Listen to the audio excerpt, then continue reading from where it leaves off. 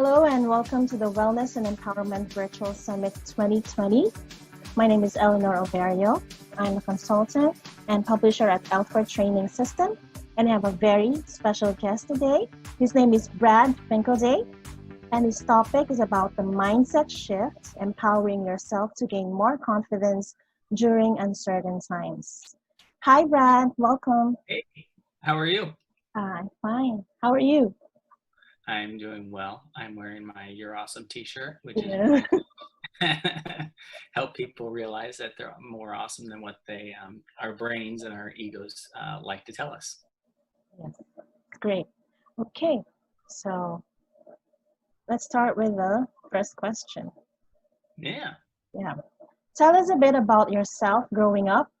So later on, I'm going to show you some pictures. And what was that incident that transformed you into a more confident person? Well, I would actually say there's a couple moments that it's actually kind of opposite of what you think.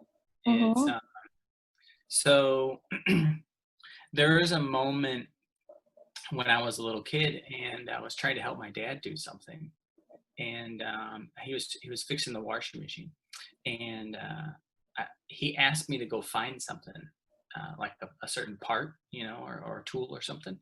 And I couldn't find what that tool or that part was.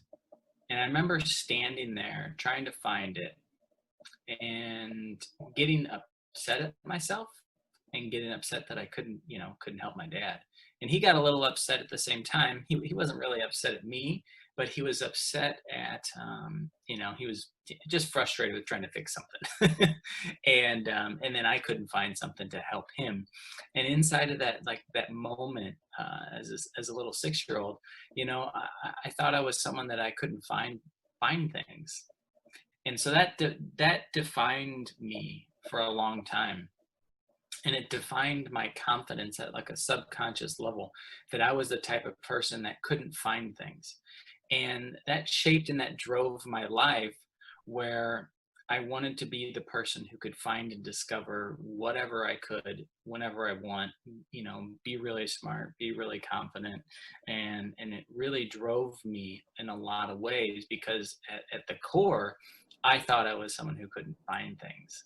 And I was determined to become someone that could find things and could do things.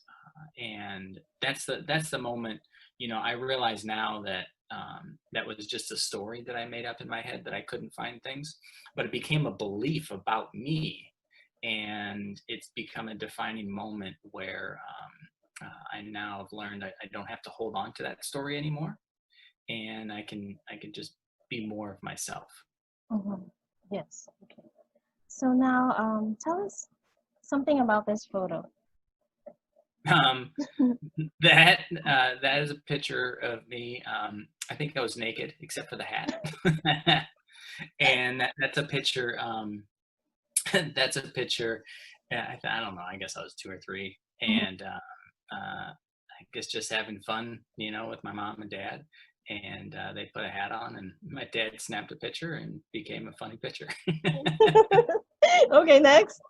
I think it just reminds you to live in the moment, and to be yourself, whatever that is. That was my tricycle growing up. The A-Team was a popular show in the 80s, of these real cool, confident team of people, out there busting up crime. And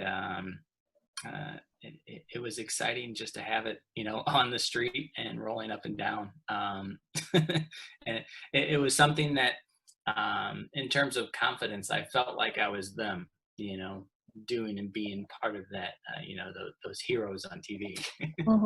And then this one. Is of me and my family.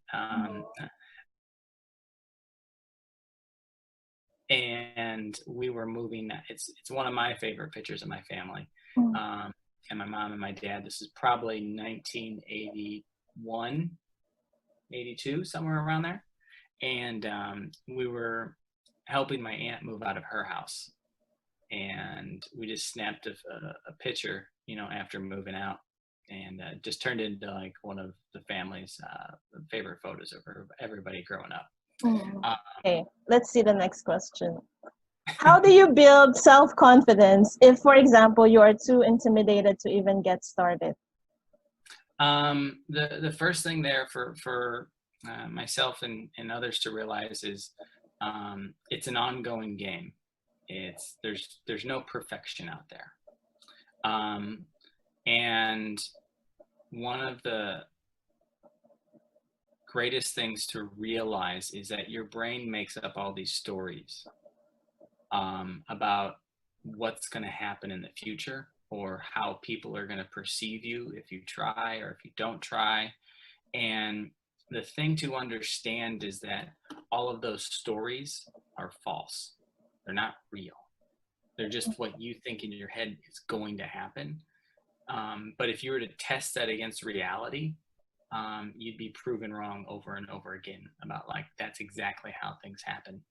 And even more so when you compare what you think others will think of you. Because when you really ask people what they would think of you if you did try, or even if you did fail, most people, really wouldn't care.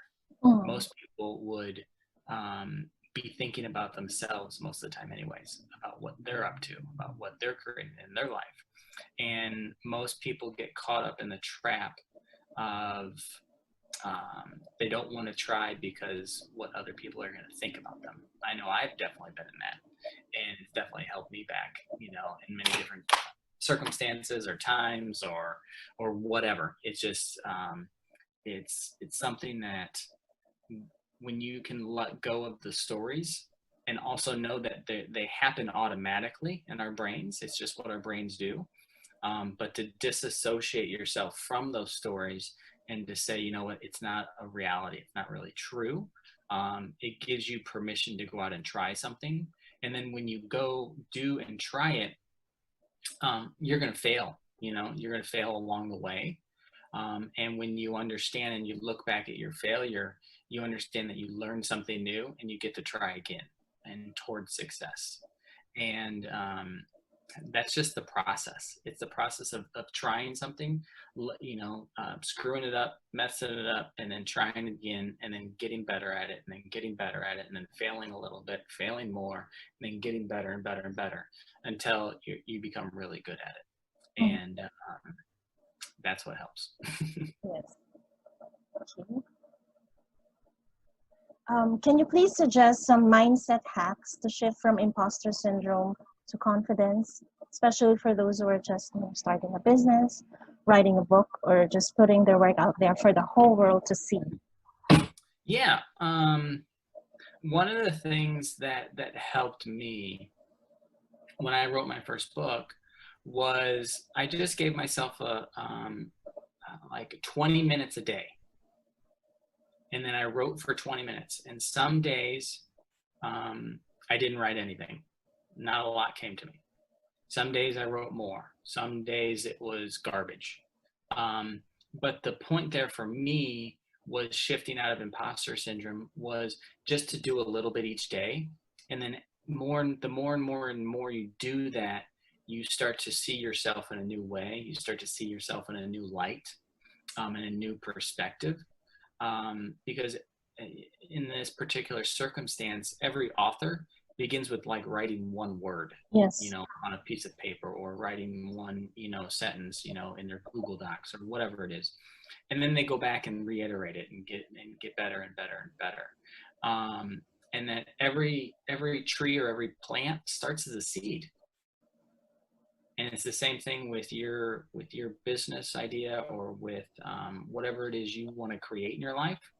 It all starts with an idea, and the more you can cultivate that idea in your mind and not give up on it, and feed it good things, and keep moving it forward, the more it's going to show up in your life. And then you're going to start to see yourself as someone who's not an imposter, and actually someone who is actually doing the work. Because the truth is, when you don't have something and you want to be over here, A lot of people think that this person over here has it all together and they just have a special talent or they just made it. But the reality is that this person started, on the bottom at some point, and then they worked their way up to the top, little by little. And sometimes there are people who have some special circumstances and that helps, but a lot of people just have to keep trying and keep moving forward inside of things, and keep aligning themselves to what makes them the happiest. And during that process is when things start to occur and start to really take shape. Great advice. I believe in forming good habits. How can you keep your focus on developing your intention of building and developing your confidence daily? Yeah, one of the things is a really good habit. Like I actually have one. I do Monday through Friday. I have a quick 10 to 15 minute call with a good friend of mine, and we actually set our intention every day on who we're going to be, what we're going to. Actually, we just started a new one this morning. I'll share those with you. It's 4 questions. Mm-hmm. It's how do I want to feel today? What do I want to be today, or who do I want to be today? What do I want to receive today, and what do I want to give today? And we actually added a 5th one this morning. Mm-hmm. Who am I becoming? Oh, wow. And it really sets the intention of, for me, it's becoming a great inspirational speaker. And that's where I'm moving forward inside of my life and what that shows up. And when you set that intention on a daily basis, little things start to show up, and sometimes big things start to show up. And you start to take the actions from the context of what you intended. And it starts to actually build more and more momentum, and then you get more and more confidence inside of those daily habits. So, go ahead. Yeah. So in short, you have to form powerful questions every day. Ask yourself powerful questions. Yeah, powerful questions are very insightful. Mm-hmm. And it's not, one of the tricks sometimes is that sometimes powerful questions don't need to be answered right then. Mm-hmm. Like you can actually ask yourself the powerful question of how can I do this thing with not a lot of money, or how can I do this thing without all the resources I need right now?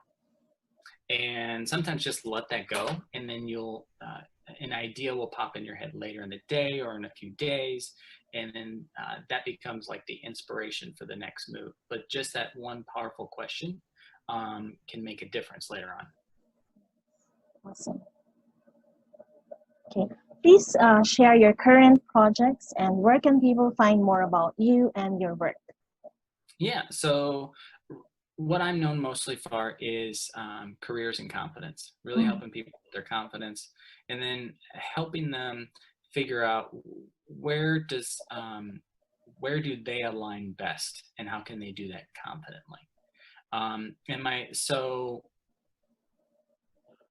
One of the ways that one of my current projects that I'm working on right now is I'm actually developing a workshop for workplace communication, because I've found that there's a need, especially in the technology space, for people to be able to communicate and actually listen better to the people around them, the people on their teams, and also for leaders to be able to listen to and lead better the teams that they're on. So I've taken all of the confidence work that I've done with people personally, and also some of the work that I've done inside of a communications curriculum that I've been part of, and I'm integrating both of those together so people can actually show up and lead better and listen better to the people they have, and it helps to create more collaborative teams, especially in technology, because I'm still a nerd.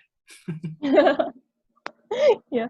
So thank you so much, Brad, for sharing those insightful tips, and more power to you. Yeah, thank you.